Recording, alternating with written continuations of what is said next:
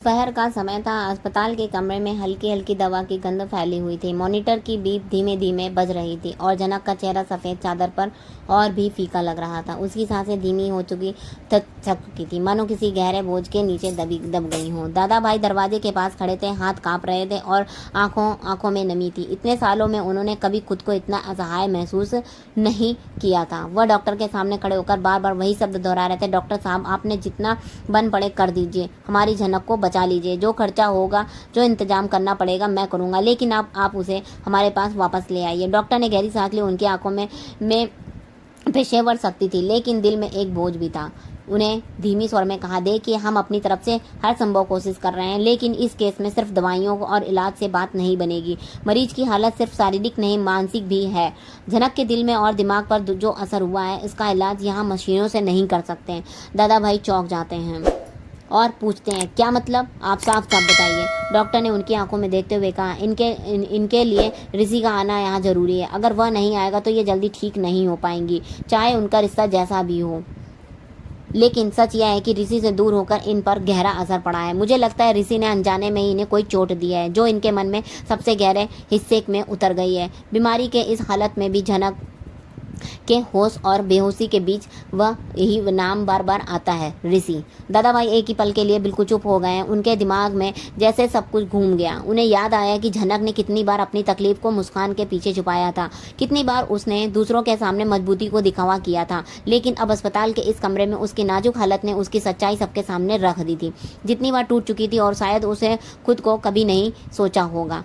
बाहर बरामदे में खिड़की से छुपकर धूप छनकर आ रही थी, लेकिन कमरे का माहौल भारी था। दादा भाई ने धीरे धीरे कुर्सी पर बैठते हुए कहा, लेकिन ऋषि, वह तो यहाँ आने से रहा। इतने मनमुटाव, इतने ताने, इतने गलत फहमियों के बाद वह क्या आएगा? अगर आया भी तो झनक की आंखों में वही पुराना भरोसा लौट पाएगा।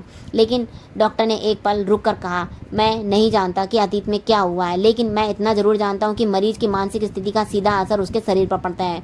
जब उनका मन सुकून में नहीं आएगा, तब तक शरीर का ठीक होना मुश्किल है, और अगर लगता है तो उनके सुकून की चाबी ऋषि के पास है। कमरे में सन्नाटा छा गया। मशीन की बीप जैसे और भी साफ सुनाई देने लगी। सनक का चेहरा, आंखें बंद, होंठ हल्के फुलफुले, मानो वह किसी सपने में खोई हुई हो। शायद किसी ऐसे लम्हे में जहाँ ऋषि के पास खड़ा है, उसके पास खड़ा हुआ है, बिना कहे उसे समझ रहा हो। दादा भाई ने धीरे धीरे झनक का हाथ थामा। उनकी उंगलियों में हल्की सी हरकत थी, मानो वह किसी का नाम पुकार रही हो। उन्होंने झुककर उसके कानों के पास धीरे से कहा, झनक, तुम चिंता मत करो, मैं ऋषि को बुलाने की कोशिश करूंगा, चाहे वह आए या ना आए, मैं तुम्हारे लिए सब करूंगा। लेकिन उनके मन में डर था कि अगर ऋषि को मना कर दिया तो उसके कह दिया कि सब कुछ उसके बस में नहीं है। उन्होंने खुद को समझाया कि अभी सबसे जरूरी झनक की जान है, बाकी सब बाद में सोचा जाएगा। समय जैसे थम गया। बाहर गलियारे में नर्सें आ जा रही थीं, मरीजों के रिश्तेदार इधर उधर भाग रहे थे, लेकिन इस कमरे में सिर्फ एक ही जंग चल रही थी, झनक की सांसों और उसके टूटे हुए दिल के बीच की। दादा भाई ने एक बार फिर से डॉक्टर से कहा, आप इलाज जारी रखिए, मैं ऋषि से बात करता हूँ। डॉक्टर ने सिर हिलाया और कमरे से बाहर निकल गए। दरवाजा बंद होते ही दादा भाई ने मोबाइल निकाला। उंगलियां कांप रही थी। स्क्रीन पर इस ऋषि का नंबर टाइप करते हुए उनके मन में एक अजीब सा डर था और उम्मीद दोनों थी। कॉल लग गई, लेकिन दूसरी तरफ वह बस खामोशी थी। कुछ सेकंड बाद ऋषि की आवाज़ आई, हाँ बोलिए। दादा भाई ने एक लंबी सांस लेकर कहा, ऋषि, झनक की तबीयत बहुत खराब है। डॉक्टर कह रहे हैं कि अगर तुम यहाँ आओगे तो उसे ठीक करने होने की संभावना ज़्यादा है।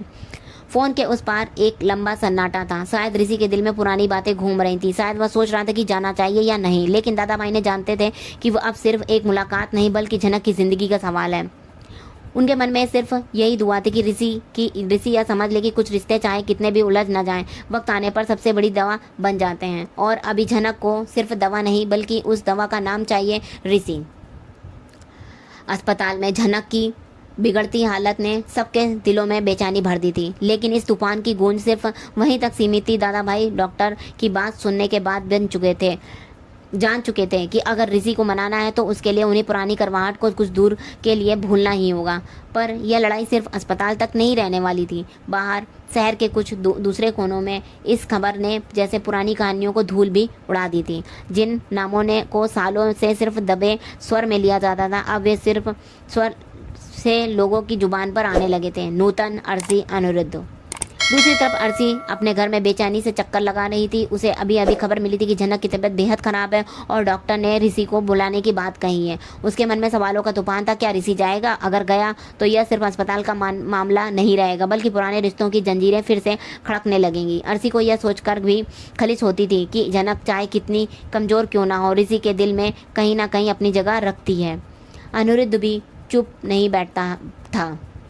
उसके कानों में यह खबर पहुंची और वह जानता था कि इस मामले में सिर्फ जनक और ऋषि की कहानी नहीं, बल्कि अतीत की परतें भी खुलने वाली हैं। नूतन, जनक की माँ, जिसकी याद अब अनकहीं कहानियों में बसी हुई थी, अचानक इस पूरे घटनाक्रम में केंद्र में आने वाली हैं। पुरानी जनक की यानी नूतन का मामला नाम लेते ही घर के पुराने जख्म हरे हो जाते थे। अर्सी और अनिरुद्ध के बीच पहले भी इस नाम को लेकर अनबन हो चुकी थी और अब मामला फिर से उन बीच के तू मैं की वजह बनने वाला था।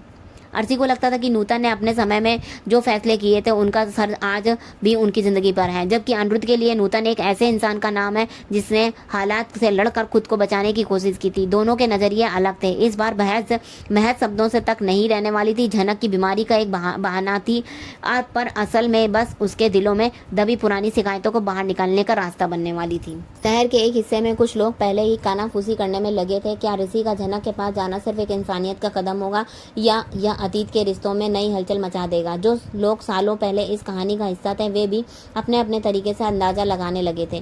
किसी को लग रहा था कि ऋषि जाएगा और सब कुछ फिर से बदल जाएगा, तो किसी को यकीन था कि वह अपने अहंकार में फंसा रहेगा और दूरी बनाए रखेगा। उधर अस्पताल में जनक की हालत स्थिर थी, लेकिन डॉक्टर को पता था कि यह स्थिरता सिर्फ अस्थायी है। मगर मानसिक स्थिति नहीं सुधरी तो शरीर ठीक होना नामुमकिन होगा। दादा भाई बार बार सोच रहे थे कि ऋषि को कैसे मनाया जाए। उसके दिल में यह भी डर था कि ऋषि के आने से जो पुराने जख्म खुलेंगे वो न सिर्फ जनक के लिए बल्कि बाकी लोगों के लिए दर्दनाक हो सकते हैं। इसी बीच अर्सी ने अनिरुद्ध को फ़ोन किया और अपनी आवाज़ में झुंझलाहट साफ थी उसकी। देखो, वह साफ कह रही थी कि अगर ऋषि जनक के पास गया तो सब कुछ बिगड़ जाएगा। यह सिर्फ उसकी तबीयत का मामला नहीं बल्कि यह हमारे घर की इज्जत का सवाल है।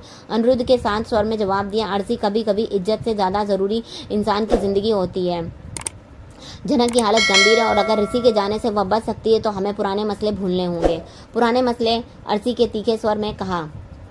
तुम्हारे लिए ये पुराने मसले होंगे, लेकिन मेरे लिए ये जख्म है जो हर बार नूतन का नाम सुनते ही ताज़ा हो जाते हैं। तुम भूल गए नूतन ने हमारे साथ क्या किया था? अनिरुद्ध ने गहरी सांस लेकर कहा, मैं कुछ नहीं भूला अर्सी, लेकिन मैं ये जानता हूँ कि उस वक्त हालात अलग थे। नूतन ने जो किया था शायद वह मजबूरी में किया हो। अब अगर जनक उसी नूतन की बेटी है, उसे उसकी माँ की गलतियों की सज़ा क्यों मिले?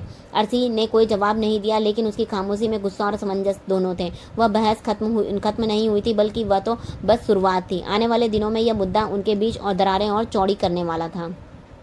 दूसरी ओर अस्पताल में समय धीरे धीरे आगे बढ़ रहा था, लेकिन हर मिनट भारी लग रहा था। दादा भाई ने एक बार फिर ऋषि को कॉल किया, लेकिन इस बार उसने फ़ोन नहीं उठाया। उनके माथे पर पसीना आ गया। वह जानते थे कि अब मामला सिर्फ जनक और ऋषि तक सीमित नहीं। इसने नूतन की परछाई, अर्सी और अनिरुद्ध के झगड़े और पुरानी कहानियों को बोझ सब घुल मिलकर एक नए तूफान का रूप ले चुके हैं। और इस तूफान की पहली लहर शो के आने वाले एपिसोड में सबको दिखाई देगी, जहां जनक की ज़िंदगी के लिए लड़ाई के साथ साथ पुराने रिश्तों की राख में दबी चिरांगियां भी भड़केंगी। यह सिर्फ इलाज की कहानी नहीं रहेगी, बल्कि अतीत और वर्तमान से टकराव और को मंच बन जाएगी, जहां हर किरदार को अपना सच और अपने फैसले के साथ खड़े होना होगा।